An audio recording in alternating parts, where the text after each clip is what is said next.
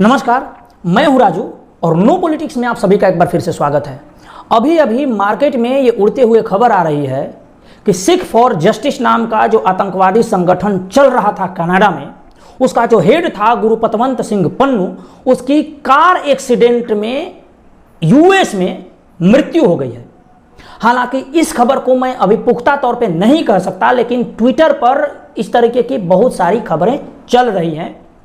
इसको ऑथेंटिकेट करने के लिए हमें अभी 1-2 दिन और इंतजार करना पड़ सकता है, किंतु अगर यह बात सही है तो पिछले 5-6 महीनों में यह 7वीं ऐसी घटना होगी जिसमें भारत का कोई बहुत बड़ा दुश्मन दुनिया के अन्य किसी देश में एलिमिनेट हुआ है अलग अलग कारणों से।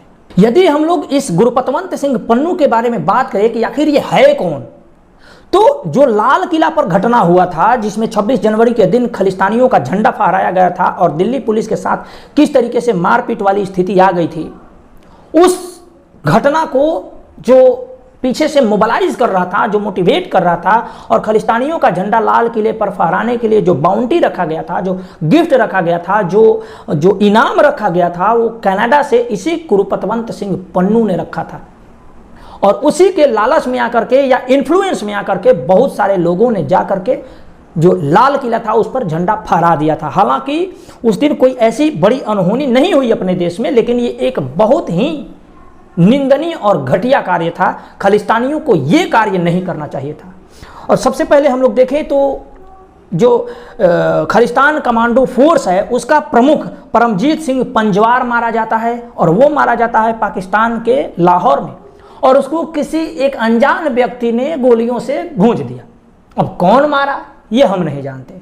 दूसरा है तो खालिस्तान टाइगर फोर्स का चीफ जो था हरदीप सिंह निज्जर, उसको कनाडा में गोली मारी जाती है। और तब गोली मारी जाती है जब गुरुद्वारे में वो गया था और वहाँ के कार पार्किंग में वो अपनी गाड़ी में बैठा था। उस समय उसको कोई बंदा आता है और ठोक के चला जाता है। उसके बाद आप देखिए तो एक और जो व्यक्ति था जो यूके बेस्ड था, यूके में जो रह रहा था, वो अमृतपाल सिंह का हैंडलर था। ये अमृतपाल सिंह कौन था? अभी पंजाब में जो खालिस्तान को लेकर के मूवमेंट तेज हुआ, उसका जो हेड था वो दाढ़ी वाला, अभी दूसरा भिंडरावाला बनने का प्रयास कर रहा था, वही था अमृतपाल सिंह। उसी अमृतपाल सिंह को जो यूके से हैंडल कर रहा था, जो उसको मोटिवेट कर रहा था, जो उसके लिए फंडिंग कर रहा था, उस फंडिंग करने वाले का नाम था अवतार सिंह खांडा। उस अवतार सिंह खांडा को किसी ने जहर दे दिया और वो यूके में मारा गया। हालांकि बहुत सारे लोग ऐसा कर रहे हैं कि उसको कैंसर हो गया था, लेकिन कैंसर की उसकी पहले से कोई भी बीमारी नहीं थी। अचानक उसकी तबीयत बिगड़ती है, वो हॉस्पिटल में जाता है और वहां वो मर जाता है। इन 3 लोगों के अलावे और भी 3 ऐसी पहले घटनाएं हो चुकी है जिसमें इस देश के दुश्मन बाहर के देशों में मारे जा चुके हैं अलग अलग कारणों से। और अब ये 7वां ऐसा घटना है जो इतना बड़ा कोई जो है दुश्मन है भारत का, जो एलिमिनेट हुआ है, किसी अन्य कारण से भी मरा हो, किसी भी से भी कारण से मरा हो। लोग कह रहे हैं कि ये यदि मरा है तो एक कार एक्सीडेंट में मरा है, लेकिन अभी कंफर्म नहीं है वो मरा है या नहीं मरा है। लेकिन अगर ये सच है तो भारत के लिए एक ये बहुत बड़ा उपलब्धि माना जाएगा कि किसी भी तरीके से भारत अपने देश के शत्रुओं को धीरे धीरे एलिमिनेट कर रहा है।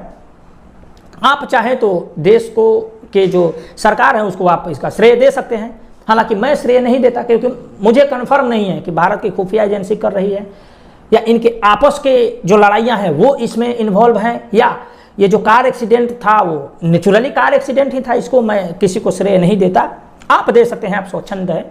लेकिन मुझको लग रहा है कि जो खालिस्तानियों के जो चिताएं जल रही हैं ना, उसके पीछे का जो मुख्य कारण है वो यूके के हमारे दूतावास पर जिस तरीके से झंडे को इन्होंने बेअदबी की थी, झंडे के साथ नाइंसाफी की थी, वो नहीं करना चाहिए था इन खालिस्तानियों को। वो जो है ना बॉस, वो दिल में लगता है। और मुझको लगता है कि किसी की सटक गई है जो इन खालिस्तानियों को चुन चुन करके मार रहा है। चाहे वो कोई भी हो सकता है, एक आम नागरिक हो सकता है। मारने वाला तो कोई आम नागरिक ही होगा, चाहे वो लाहौर में मारा या कनाडा में मारा या यूके में मारा, कहीं भी मारा, वो कोई आम आदमी ही मारा है। हो सकता है वो भारतीय भी हो सकता है वो विदेशी भी हो सकता है कि इनके आपस के कुछ झगड़े हों, ये मैं बता नहीं सकता, लेकिन ये एक अच्छी खबर है भारत के लिए। बाकी और कुछ यदि इसमें अपडेट आती है तो हम आपके सामने आकर उसको बताएंगे।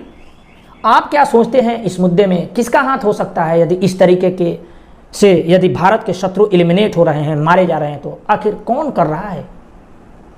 आप कमेंट बॉक्स में बता सकते हैं। आपका बहुत बहुत आभार। नमस्कार।